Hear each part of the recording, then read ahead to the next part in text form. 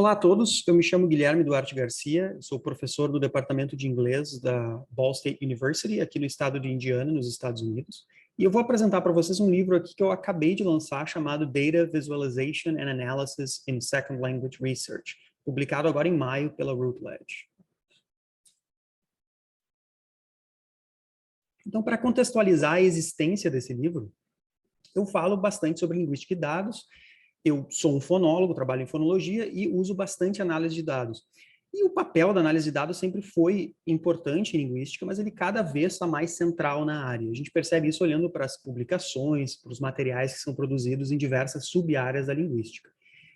Além disso, além de ele ser fundamental no mundo acadêmico, porque afinal a gente faz pesquisa e, portanto, coleta dados muitas vezes, análise de dados é fundamental também fora do mundo acadêmico, que é uma coisa muito importante para os alunos de pós-graduação levarem em conta, porque afinal, se a gente não continua no mundo acadêmico, a gente desenvolve uma habilidade que é muito valorizada lá fora, né? Então, ou seja, uma habilidade que já era valorizada no passado, muito vantajosa, mas é essencial hoje em dia, especialmente quando a gente olha para o tipo de pesquisa que tem sido feita na área de linguística, de um modo geral. Apesar dessa importância, já foi apontado na literatura diversas vezes que existem problemas na forma como a gente analisa dados. O Plonsky, por exemplo, lá em 2013, focando especificamente em segunda língua, mostrou que existem métodos muito pouco robustos que são usados nos estudos, muitas vezes esses métodos são inadequados, existe uma dependência muito grande em teste T e ANOVA, por exemplo, que são dois métodos relativamente simples e muitas vezes simples demais para os dados que a gente tem.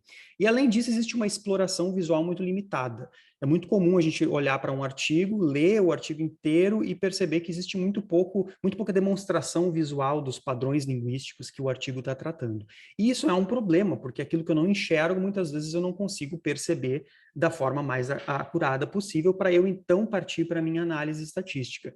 E, é claro, esses problemas que o Plonsky apontou lá, quase 10 anos atrás, eles tinham uma relação com a pesquisa em L2, mas eles não são exclusivos da L2. Na verdade, muitas sub-áreas da linguística sofrem com esse tipo de limitação analítica quando a gente olha para a estatística dos estudos, né? Então, essa é a contextualização do porquê que esse livro passou a existir. Basicamente, é fundamental a gente dominar a análise de dados, só que existem diversos gaps, né, ou buracos, digamos assim, nas análises que a gente observa em diversos estudos.